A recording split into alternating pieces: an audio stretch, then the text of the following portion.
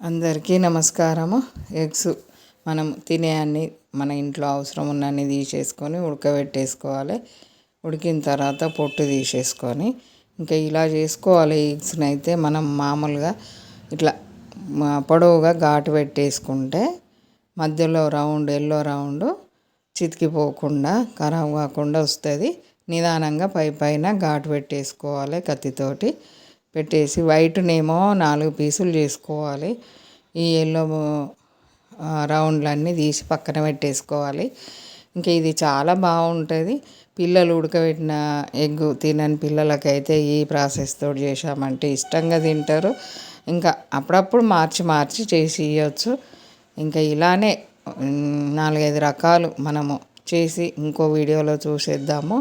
ఇంకా ఇప్పుడైతే ఇది చూసేద్దాం. ఇది రైస్లోకైనా బాగుంటుంది, ఉత్తగా స్నాక్స్ లాగా తినడానికి బాగానే ఉంటుంది. పిల్లలు ప్లేట్లో పెట్టేసుకొని మామూలుగా చపాతీకి కూడా బాగానే ఉంటుంది. అన్ని రకాలు వాడుకోవచ్చు ఇలా చేసుకున్నది అయితే.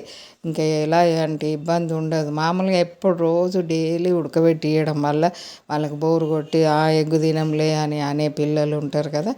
అలాంటి పిల్లలకి ఇలా చేసి పెట్టడం వల్ల చాలా మంచిది. ఇంకా ఈ రోజులలో అయితే ఎన్ని కోడిగుడ్లు వాడినా కానీ ఇంకా అంతంతే ఉంటాను. ఈ ఎగ్స్ కూడా కోళ్ళకు మనకు రైస్ వేసి మేత పెట్టడం వల్ల ఎక్కువ ఏం బలంగా ఏం ఉండలేదు. కానీ ఇక చూడు ఎల్లో లాగా ఉందా ఏమన్నా, వైటే ఉన్నది. అది కూడా ఎల్లో కూడా వైట్ లాగానే వచ్చేసింది పొర. దానిని బట్టి ఆ కలర్ కూడా మంచి మొక్కజొన్నలు పెడితేనేమో మంచి ఎల్లో కలరు మళ్ళీ బలంగా ఉంటుంది. అసలు అయితే మేత కోళ్ళకు మొక్కజొన్నలు పెడితే చాలా బలంగా ఉంటుంది. తెల్లజొన్నలు మొక్కజొన్నలు అలా ఇలా రైస్ ఎక్కువ బియ్యం ఎత్తారు కాబట్టి ఇలా ఉంటుంది. ఏం బలం ఏమి ఉండదు. అది ఎల్లో కలర్ లేనే లేదు. ఆ రౌండ్ అయితే తెల్లగా ఉన్నది. ఆ పైన తెల్లది ఎట్లున్నది అట్లే ఉన్నది. ఇంకా ఇలా అన్నీ తీసేసుకొని పీసులు చేసేసుకోవాలి వీటిని, ఎగ్స్ అన్నీ.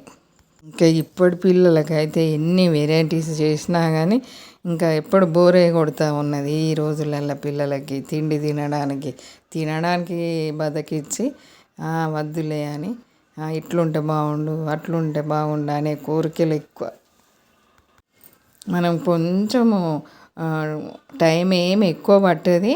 కొంచెం రిస్క్ అనుకోకుండా ఇలా కట్ చేసేసుకొని పిల్లలు అంటే ఏంటంటే చూడంగానే ఇష్టపడేలాగా నచ్చేలాగా ఉంటుంది. చూడంగానే తినబుద్ధి అవుతుంది. ఇలా అమ్మో ఇలా బాగుంది తినాలి అనే కోరిక ఉంటుంది. ఇలా అన్నీ కట్ చేసినాక మనం కొంచెం ఆయిల్ గిన్నెలో పోసేసుకొని ఒక 2 ఉల్లిపాయలు అయితే పెద్ద ఉల్లిపాయలు కట్ చేసుకోవాలి. పెద్ద ఉల్లిపాయలు వేసేసుకోవాలి. 2 చిన్న కట్ చేసేసుకోవాలి. పెద్ద కట్ చేయకూడదు ఉల్లిపాయలు. ఇంకా దీంట్లోకి అయితే తప్పనిసరి కరివేపాకు ఒక గుప్పెడు ఉంటే చాలా టేస్ట్ ఉంటుంది. గుప్పెడు కరివేపాకు కావాలి ముందు. ఇంకా కరివేపాకును సన్నగా కట్ చేసేసుకోవాలి. పెద్దగా ఆకులు ఉంచకూడదు. సన్నగా కట్ చేసి 2 ఉల్లిపాయలు కట్ చేసేసుకొని ఆయిల్ వేడి కాగానే ఏం వేయకూడదు. ముందు ఉల్లిపాయ వేయాలి, తర్వాత కరివేపాకు వేయాలి. బాగా కూడా వేగనియకూడదు. అసలు కొంచెమే వేగితే సరిపోతుంది మనకు ఉల్లిపాయ. చూడండి ఇంకా ఇలా ఎగ్స్ చూడంగానే పిల్లలు ఎందుకు ఊరుకుంటారు, చూడగానే తినాలంటారు. ఇలా మనం కొంచెం ఆయిల్ వేసేసుకొని ఉల్లిపాయ 2 చిన్నగా కోసుకోవాలి.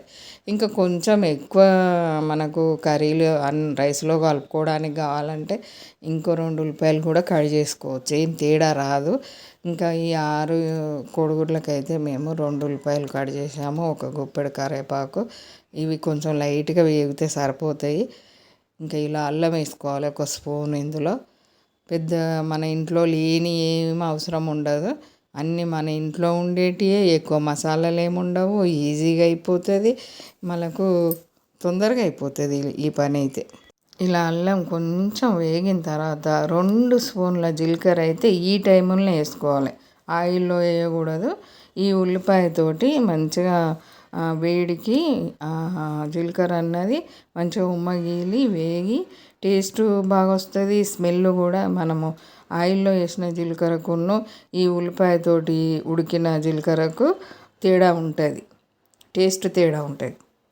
ఇలా కొంచెం సేపు మనకు ఉల్లిపాయతో పాటు జీలకర్ర మంచిగా ఉమ్మగిలిన తర్వాత మనము తగినంత సాల్ట్ వేసేసుకోవాలి, పసుపు వేసుకోవాలి, కారం వేసుకోవాలి. రెండుగా కారం అయితే మంచిగా బందోబస్తుగా వేసుకోవాలి, తగ్గించేయకూడదు. ఇంక ఇప్పుడు పసుపు వేసుకొని అటు ఇటు కలిపేసుకొని ఇంకా తగినంత సాల్ట్ కూడా వేసేయాలి, కారం వేసేయాలి. అసలు ఈ టేస్ట్ ఒక్కసారి పిల్లలు చూశారంటే లంచ్ బాక్స్లో కూడా స్కూల్కి కూడా వాళ్ళకు పెట్టామంటే ఒక్క మెతుకు కూడా వదిలిపెట్టకుండా రైస్ డబ్బా ఖాళీ చేసి పట్టుకొస్తారు. ఇంకా ఇలా కారం వేసిన తర్వాత అటు ఇటు కలిపేసి కట్ చేసిన వైట్ ఎగ్ పీసులు వేసేసుకోవాలి. ఈ వైట్ వేసుకోవాలి ముందు. ఈ వైట్ కొంచెం సేపు వేగనివ్వాలి. మరి వేయగానే ఎల్లో బాల్స్ వేయకూడదు. ఇవి కొంచెం వేగిన తర్వాత మనము ఈ ఎల్లో వేసుకోవాలి, ఎగ్ ఎల్లో. మరీ గట్టిగా వేగద్దు, మనకు మామూలుగా ఉల్లిపాయతో పాటు వేగితే గట్టి పడాయి, పీసులు బాగానే ఉంటాయి. ఇప్పుడు ఈ ఎల్లో ఎగ్ వేసేసుకొని బాల్స్ వేసుకొని మెల్లగా కలిపేసుకోవాలి. అవి చితికిపోకుండా ఎడపెడగా కలపకుండా. ఇవి వేసినాక కొంచెం లైట్గా వేగిన తర్వాత మనము ఇంక ఇప్పుడు కొంచెము ధనియా పొడి వేసుకోవాలి. మిరియాల పొడి అయితే దీంట్లో తప్పనిసరి. ఈ మిరియాల పొడి వేసుకోవాలి 1 స్పూను, ధనియా పొడి వేసుకోవాలి 1 స్పూన్. ఇలా మనకు ఉడకబెట్టిన ఎగ్గులు అయితే ఇలా రెడీ అయిపోయినాయి. టేస్టీ ఎగ్ ఫ్రై రెడీ అయిపోయింది. ఇది మనం పప్పుచారు అంచుకు తినొచ్చు. మామూలుగా ప్లేట్లో పెట్టేసుకొని పిల్లలు ఉడకబెట్టిన ఎగ్ లాగా తినేయచ్చు. ఇంకా మంచి టేస్ట్ ఉంటుంది అన్నట్టు ఇది. ఇంకా మనం చెప్పలేము, తిని చూస్తేనే ఆ టేస్ట్ను అది చేయొచ్చు. ఎన్నో రకాల వీడియోస్ మళ్ళీ చేసి చూసేద్దాము. మనకు షార్ట్ వీడియోస్ ఉన్నాయి, ఫుల్ వీడియోస్ ఉన్నాయి. లైక్ చేయండి, షేర్ చేయండి, సబ్స్క్రైబ్ చేయండి, బెల్ బటన్ నొక్కండి. ఎలా